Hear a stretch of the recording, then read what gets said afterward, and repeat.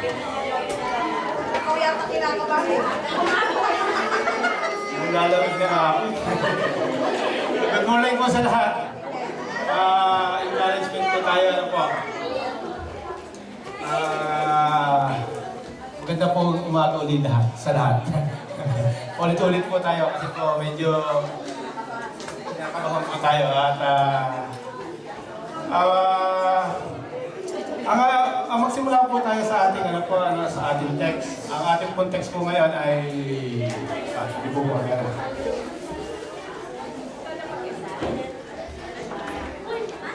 yan. Ang ating context po ngayon ay nasa Matthew 28:18 to 24. At basahin po natin ito. And Jesus came and said to them, "All authority in heaven and earth has been given to me.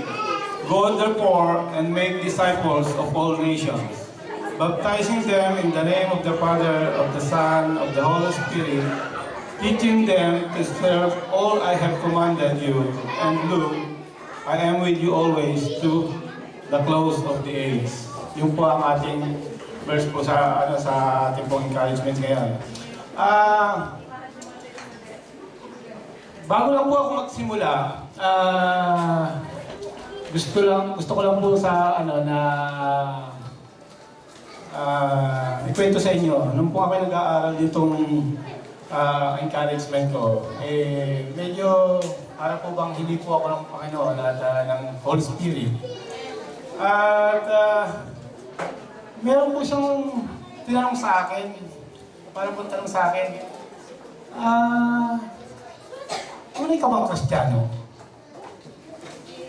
Yung po ang tanong niya sa akin, nagulat po ako. Tapos tanong ko sa sarili ko, para po nag-guilty ako eh. Sa tanong na yun, medyo mahirap po kasi yung hindi ko agad nakasagot. Kung bakit niya nasabi sa akin na, tanong sa akin bakit ako tunay na Kristiyano. Tapos isa pa pong tanong niya sa akin, alam mo ba ang tunay na gawain ng isang Kristiyano? Yun po ang kung sa atin po natin, tanongin po natin sarili. Pumikit po tayo, tanong natin sa ating sarili, tayo ba yung mga tunay na Kristiyano? Yun po. Tapos, alam po ba natin ang gawain ng isang tunay na Kristiyano? Ano po ba nga ba yun? Medyo nakapag-isip po eh. Kung tayo po'y kung halimbawa pupunta tayo sa isang library at mag-aaral tayo ng mga bagay-bagay. Halimbawa po, mag-aaral tayo tungkol sa Islam. Ang una po ang hanapin natin is about Quran. Yung libro ng Quran po, di po ba? Halimbawa, kung mag-aaral tayo ng about sa accounting, ang aanin po natin ay yung libro po ng mathematics. Ngayon po, kung sakali naman po nung tayo mag-aaral ng Kristiyano, about Christian, at pupunta tayo sa library, hihingi tayo ng sabihin natin dun sa gusto ko mag-aaral about Christians. Ano po kaya ibibigay niya sa atin? Ano po sa mga palagay niya ibibigay sa atin kung mag-aaral tayo ng Christianity? Siyempre po ibibigay sa atin yung Bible. Di ba? Kasi it's all about, from the New Testament about Christianity, di ba? Because under po tayo ng ni Jesus Christ. Kaya tinawag po tayong Christian dahil sa pangalan ni Jesus Christ. Pero kung ating pag-aaralan o babasahin ng Bible na about Christianity, wala po, sino po sa atin nakabasa ng Bible, ng buong Bible? Nabasa niyo na po? Hindi pa po. Yung po matatagal na, ayan, si Carl ulit, nakabasa na po. Si Pastora. And you, Kenneth, have you read the Bible from Genesis to Revelation? Okay. So, meron lang po akong tanong. Ilang beses po nabanggit sa Bible ang salitang Christian? Nag-aaral po, gusto natin matuto about Christianity. Bible po ang ating babasahin about Christianity. Then, sa Bible po, how many times nalasabi sa Bible ang Christian? 1,000 times po ba? 500 times? More than 100? Wala po ba nakakaalam? 10? Wala po. Alam niyo po ba, ang salitang Christian ay nabanggit po sa Bible only 3 times. 3 beses lang po binanggit sa Bible ang salitang Christian. At yun po ay makikita po natin sa Acts 11:26, Acts 26:28, at sa 1 Peter 4:16. At wala na po tayong ibang makikita kung about Christian, kundi ito lang po.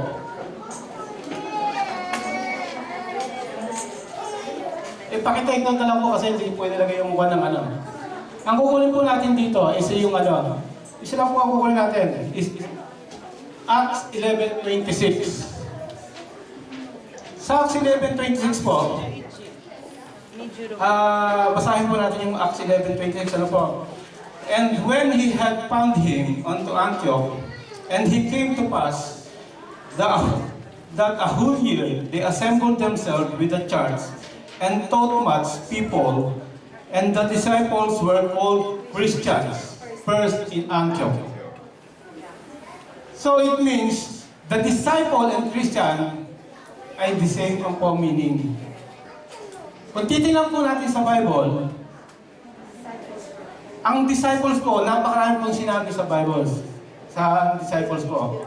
Kaya pagka sinabi pong disciples, yung po ay Christians. But tatandaan po natin, we are under Christ from the New Testament to Revelation po. Ano po? Kasi po ang sa Old Testament po hindi natin makikita ang word na ang panong disciple kasi we are under the New Testament. Ano po? Under Christ. Tandaan po natin po yan. Ano po? At dito po, kahit po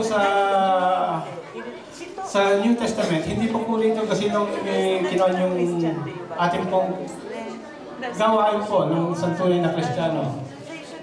Kung meron po sa atin nakakaalam ng tunay na gawain ng Kristiyano, sino po makakapagsabi? Kahit po nandito tayo lahat, umatin tayo dito, alam po ba natin ang tunay na gawain ng isang Kristiyano?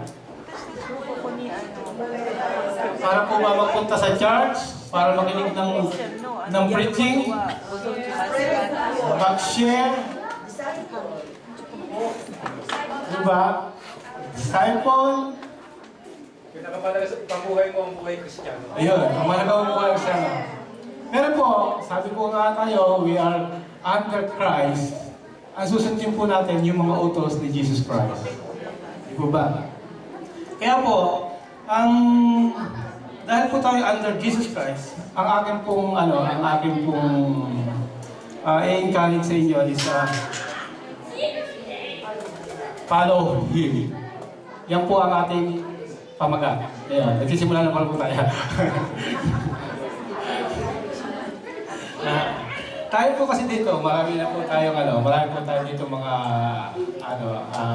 Christian, umaatend dito sa church, pupunta ng church sa every Sunday, nag-ano po tayo. Marami na pong matatagal. Meron po mga 10 years na, may mga 5 years, meron po yung mga baguhan. Pero mostly po kasi, yung mga hindi po natin masabi kung alam talaga natin yung tunay nating gawain dito sa kung bakit tayo umaten. Kung tatanungin natin sa sarili, may time na po tayo, may excuses tayo sa pagpunta rito sa church. Minsan ay nandiyan kasi kasal ng kaibigan ko eh. Hindi natin hindi wala tayong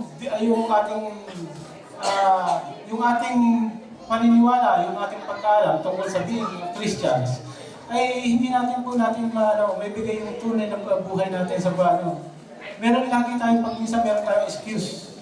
Pero kung malalaman po natin ang tunay na layunin ng isang Christian, malamang po hindi wala tayong excuse. Every Sunday nandito po tayo. Tama po ba? Okay po ba tayo? Kaya po, ating po natin suriin ang ating mga sarili po. At Minsan po kasi, habang nag-aaral po ako nito, biglang pumasok po sa akin, nung nag-aaral ako ng nitong aking encouragement na to, may pumasok lang po sa akin para may nagtanong sa akin, sino ka ba? Sino ka ba dati? Sino ka ba dati? Sino ka ba dati nung hindi mo pa nakikilala si Jesus Christ? Sino po ba ang Parang sa akin mismo po sa akin, sabi ni Holy Spirit, ikaw Abet, dati kang mag-iinom eh. Dati kang sugarol. Mahilig kang mambabae. Ang sa akin ng Holy Spirit, sabi niya, oo nga, parang nag-guilty ako. Sabi ko, Lord, pasensya na po, I'm sorry. Kaya po sa atin, tanungin natin ang bawat sarili natin. Umikit mo tayo, sino nga ba ako dati nung ako'y walang sa grace ni Lord? Same as. Ikaw, Pastor Dulce, sino ka ba dati? Same. Pareho.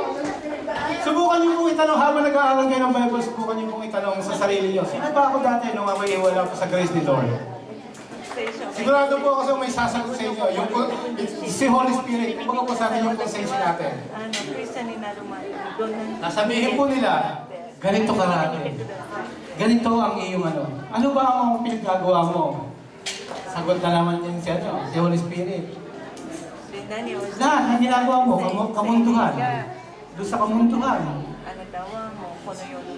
Wala kang ginawa, hindi magtrabaho, hindi mo iniisip man lang magpasalamat sa akin.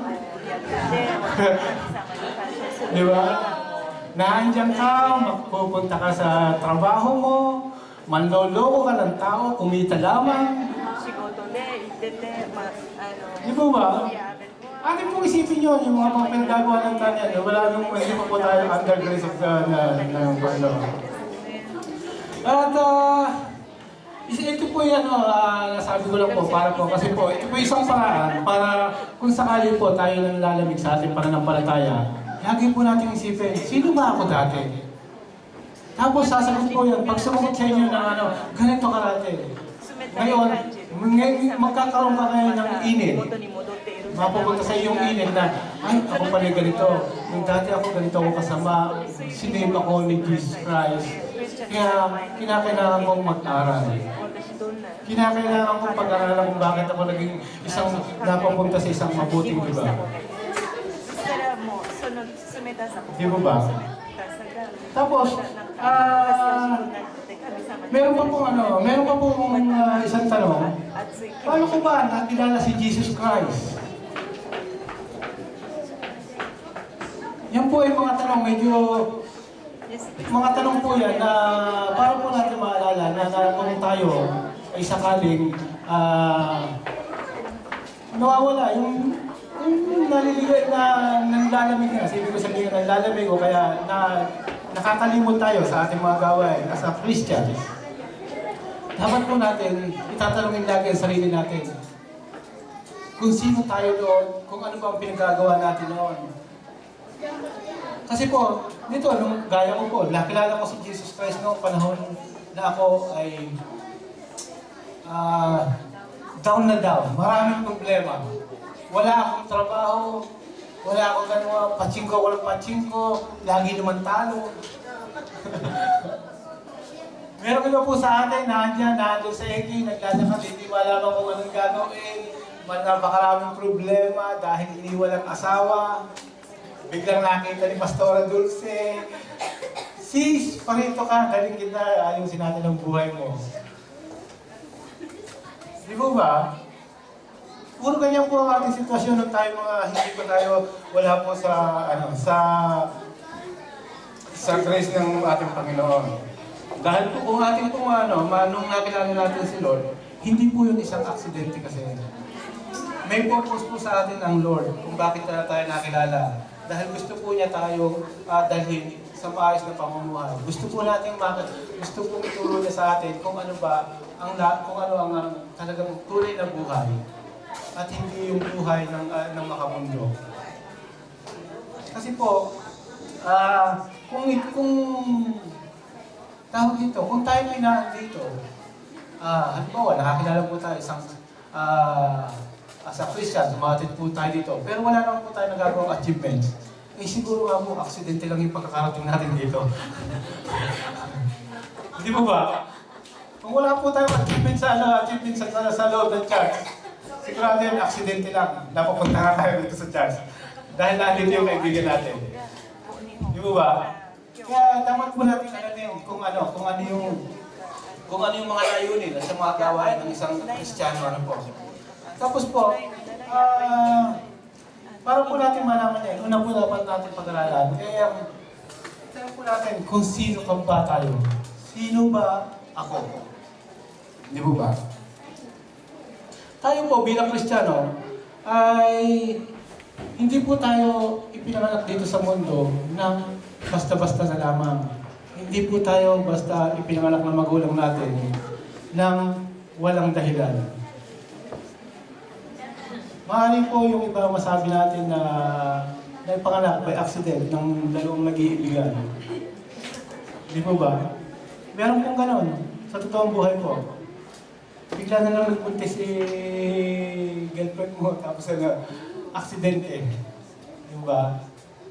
Pero ating pong tatandaan, tayo sinilang dito lagi nang hindi aksidente. Tayo po ay sinilang dito, bago pa tayo binuo, lahat po tayo naka-prepare na. Lahat po tayo ay nakaplano na sa ating Creator, sa ating Panginoon. Siya po kasi, ang lahat ng bago naman tayo isila, nandiyan na po yung ating layunin, yung ating susunding daan papunta sa Kanya. Kahit pa po anong gawin natin, hindi natin mababago yun. Kasi po, siya po kasi ang gumawa ng, kung ating pong iisipin,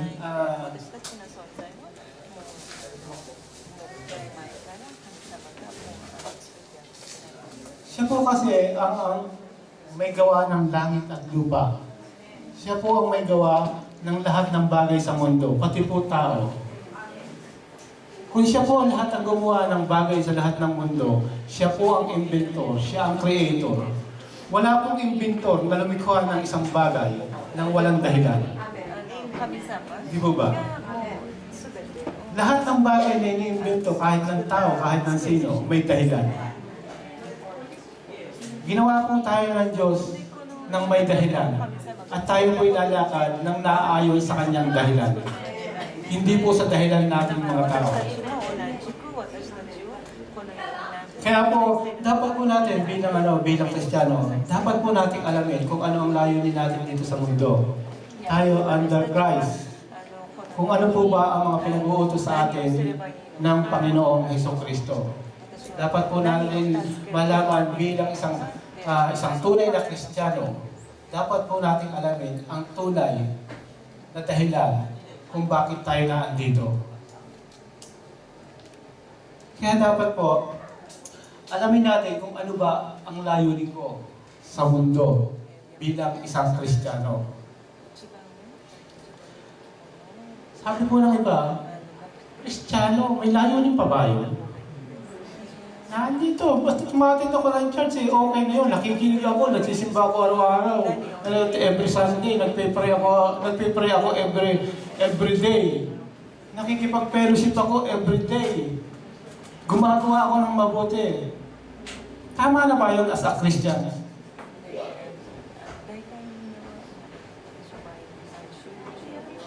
Sa palagay po ninyo, ano po?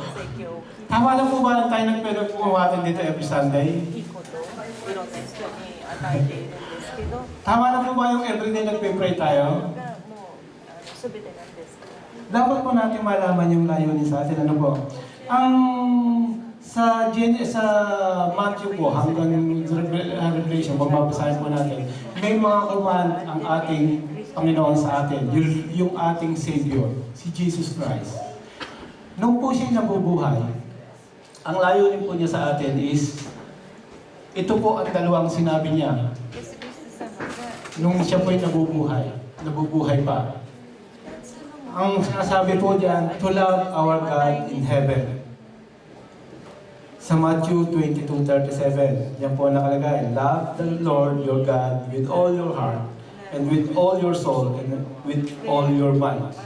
Yan po ang first commandment ni Jesus Christ sa atin as a Christian. Kaya po tawag tayong Kristiyano.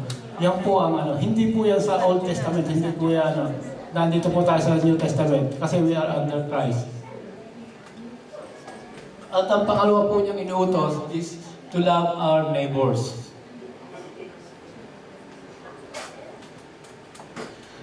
You shall love your neighbor as yourself. Yan po ang dalawang utos ni Jesus Christ noong siya ay nabubuhay po. Tapos po, nung siya namatay, at muli po siyang pagkatapos po niyang namatay, at siya po'y bumalik, tatandaan po natin, nabasa natin sa Bible, bumalik po siya, tapos nagpakita yung mga anghel sa mga disciple, tapos sabi niya, magpunta kayo dun sa bundok ng Galilea, at may sasabihin si Jesus Christ sa inyo. Tapos pagpunta po nila sa bundok ng Galilea, meron pa pong sinabing command ang ating Panginoon, Jesus Christ. At yan po ay nasa Matthew 28:18. Ito po ang kanyang command. Pinakamahalagang command niya.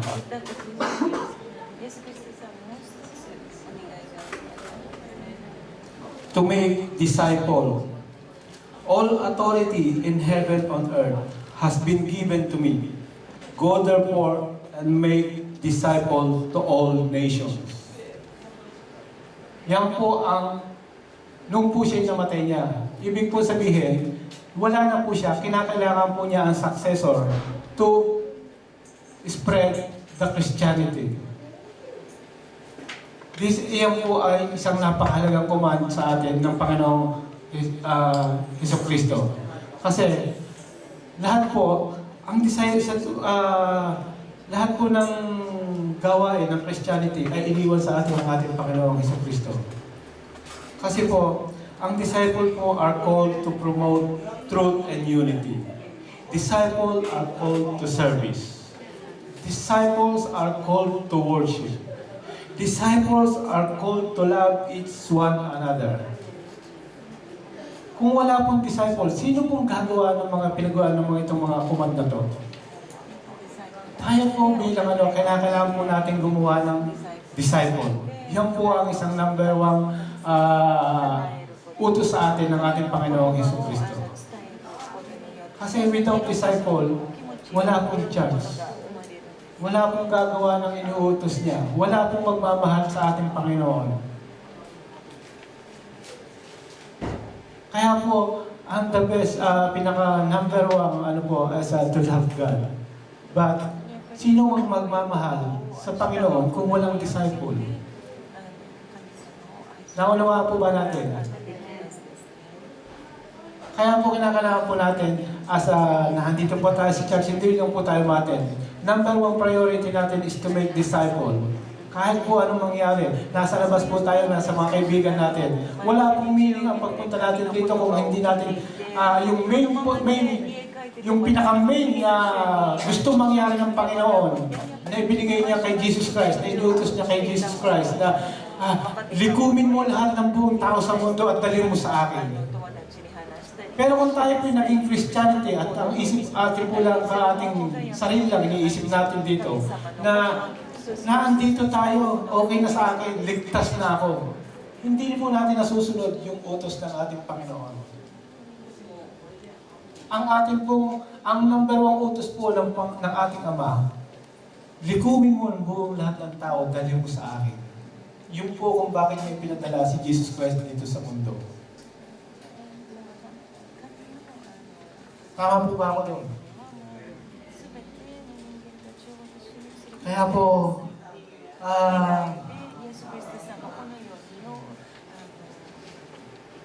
kung ano po yung kanyang sinasabi po at pinapagawa sa atin bilang Ama natin, bilang isang Panginoon natin, Savior po natin, kailangan po natin siyang sundin sa kanyang kagustuhan at sa kanyang kadahilanan po lamang. Huwag po tayong susunod sa kanya nang naayon sa ating kagustuhan. na kung kailan lang natin maibigan.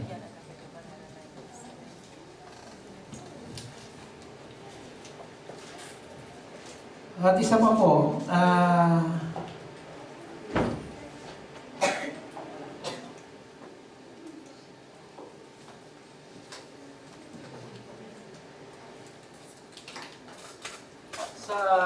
sa Hebrew 5:9 po,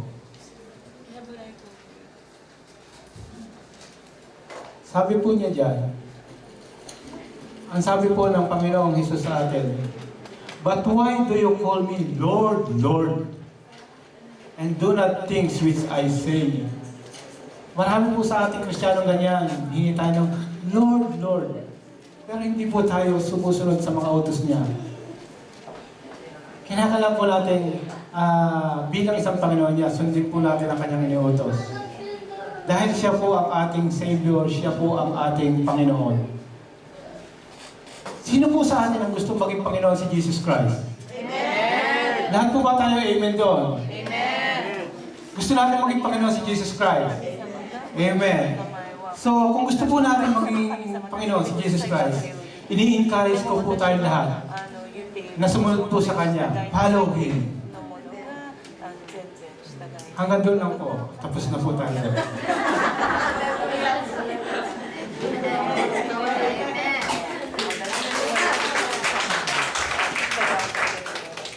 Hello. Purihin ang Panginoon. Amen?